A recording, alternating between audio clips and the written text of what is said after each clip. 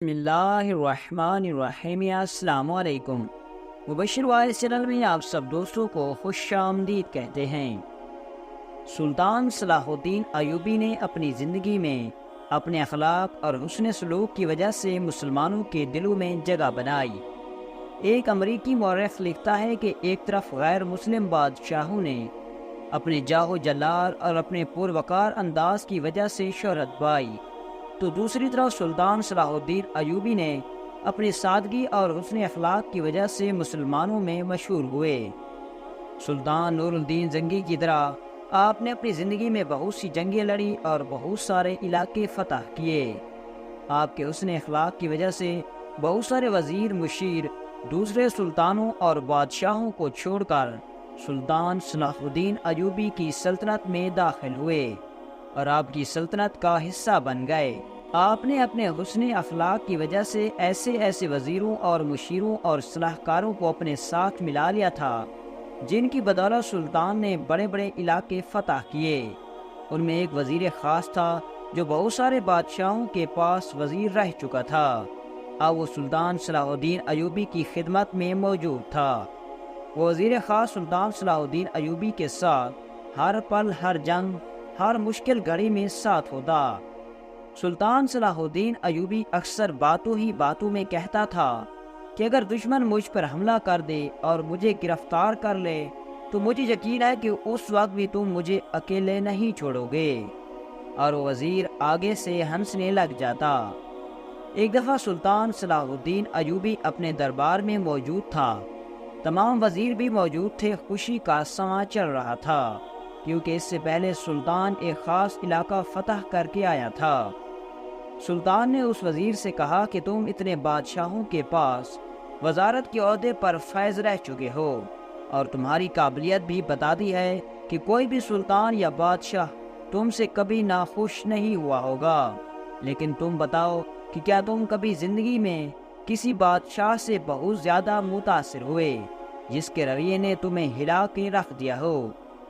پہلے تو وزیر تھوڑی دیر کے لیے خاموش ہو گیا، پھر اس کے منہ سے چند الفاظ نکلے اور کہا، سلطان، جتنا میں آپ کی زندگی سے متاثر ہوا ہوں، آج تک کوئی بھی بادشاہ مجھے متاثر نہیں کر سکا، کیونکہ جتنا آپ کے دل میں لوگوں کے لیے محبت، چاہت، عالم اسلام کو بیدار کرنے کے لیے جذبہ موجود ہے، اتنا میں نے کسی بادشاہ یا سلطان کے اندر نہیں دیکھا۔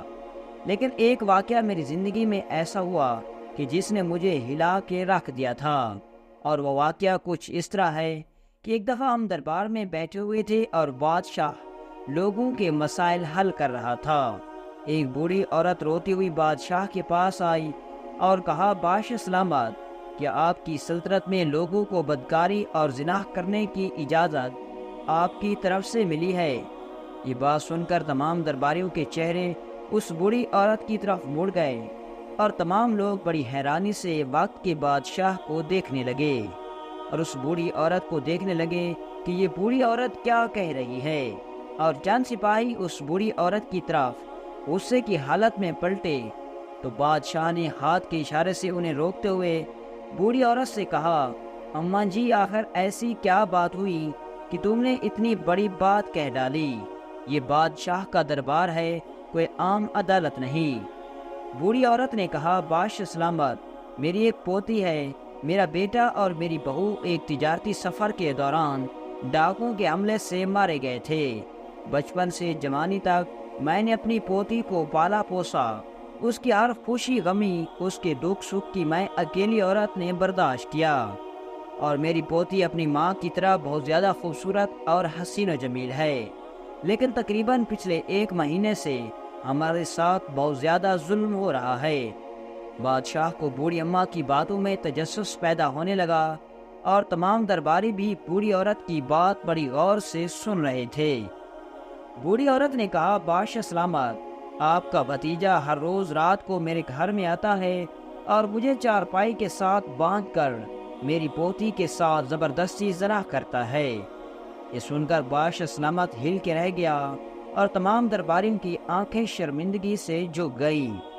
پھر بادشاہ سلامت نے بڑی طاقت سے اپنی نظریں اوپر اٹھائیں اور بوڑھی عورت کو کہا، اماں جی، آج رات کے وقت تم اپنے دروازے پر ایک گلاس پانی، ایک پیالہ دودھ کا، ایک دیا اور ایک سرخ رنگ کا کپڑوں کا جوڑا رکھ دینا اور اپنی چھت پر آگ لگا دینا، اور آگ اس وقت جلانا جب میرا بھتیجا آپ کے گھر میں دیوار سے داخل ہو۔ بوڑھی اماں وہاں سے چلی گئی۔ جیسے معمول کے مطابق بادشاہ کا بھتیجا اپنی پیاس بجھانے کے لیے دیوار سے چھلانگ لگا کر بوڑھی اماں کے گھر کے اندر داخل ہو گیا۔ بوڑھی اماں نے پہلے ہی سے ایک گلاس پانی، ایک پیالہ دودھ کا اور ایک سرخ رنگ کا جوڑا اور دیا جلا کے دروازے پر رکھ دیا، اور چھت پر لکڑیاں ڈال کر اس پر مٹی کا تیل ڈال رکھا تھا۔ جیسے ہی وہ بادشاہ کا بھتیجا بوڑھی اماں کے گھر میں داخل ہوا تو اس نے آگ جلا دی۔ جب بادشاہ نے آگ دیکھی تو اس بوڑھی اماں کے گھر کی طرف قدم بڑھا دیے۔ جیسے ہی بادشاہ سلامت گھر کے اندر داخل ہوا تو بادشاہ نے دیا بجھا دیا اور اپنی تلوار سے اپنے بھتیجے کی گردن اڑا دی۔ اس کے بعد الحمدللہ پڑھا اور گلاس پانی کا پیا، اور تھوڑی دیر بعد دودھ کا پیالہ منہ پر رکھا اور پی گیا۔ یہ سب ماجرا دیکھ کر بوڑھی اماں بڑی حیران ہوئی اور بادشاہ سلامت سے 4 سوال کیے۔ پہلا سوال یہ کہ آپ نے دیا کیوں بجھایا؟ دوسرا سوال بادشاہ سلامت آپ نے الحمدللہ کیوں پڑھا؟ اور تیسرا سوال کہ آپ نے دودھ کا پیالہ کیوں رکھوایا تھا؟ اور چوتھا سوال کہ سرخ رنگ کا جوڑا کیوں رکھوایا؟ یہ سن کر بادشاہ سلامت نے کہا کہ میں نے دیا اس لیے بجھا دیا تھا کہ روشنی کی وجہ سے کہیں میرے اور میرے بھتیجے کے درمیان خون کا رشتہ نہ آ جائے، اور انصاف کرنے کے لیے میرے ہاتھ نہ رکیں۔ اور الحمدللہ اس لیے پڑھا کہ جب میں نے اس کی گردن اڑائی تو دیکھا کہ وہ نوجوان میرا بھتیجا نہیں تھا۔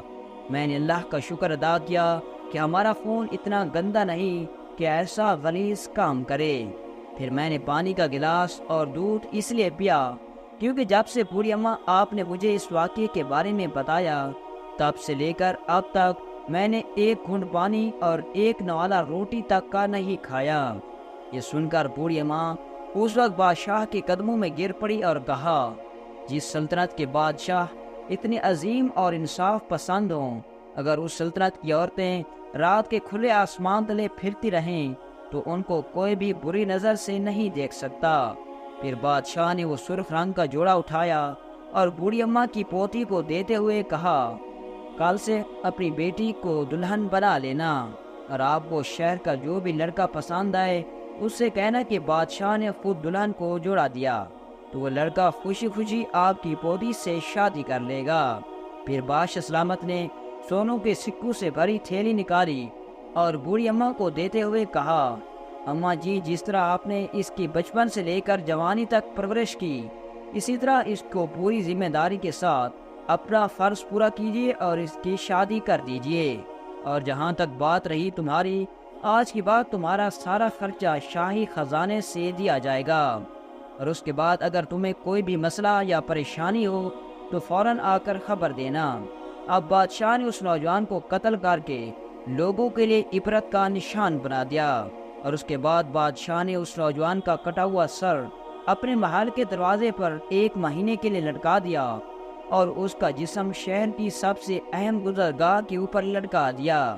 ہر آتا جاتا اس لاش کو دیکھ کر عبرت حاصل کرتا، اور اس واقعے کے بعد کسی بھی انسان میں اتنی جرت نہ ہوئی کہ وہ کسی نامحرم عورت کی طرف آنکھ اٹھا کر دیکھتے۔ اس پراسرار واقعے کا اختتام ہوتے ہی تمام دربار میں تالیاں بجنے لگی، اور سلطان صلاح الدین ایوبی نے اللہ کے سامنے دعا مانگی اور کہا، اے میرے مالک، جہاں تو نے اپنی سرزمین میں چنگیز خان، منگول خان اور ہلاکو خان جیسے اسلام دشمن بھیجے، وہاں تم نے ایسے بادشاہ بھی بھیجے۔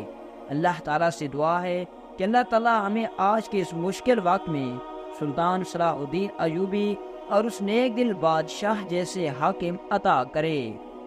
دوستو، امید ہے کہ آپ کو سلطان صلاح الدین ایوبی کے وزیر کے بادشاہ کا یہ ایمان افروز اور انصاف کا واقعہ بہت اچھا لگا ہوگا، اور اگر آپ کو یہ واقعہ اچھا لگا ہو تو اپنی رائے کا اظہار کامنٹ سیکشن میں ضرور کریں، اور ہمارے ویڈیو کو لائک کریں اور ہمارے چینل کو بھی سبسکرائب کریں۔ ملتے ہیں انشاءاللہ نیکسٹ ویڈیو میں ایک دلچسپ اور سبق آموز واقعے کے ساتھ۔ اجازت دیجیے، اللہ حافظ۔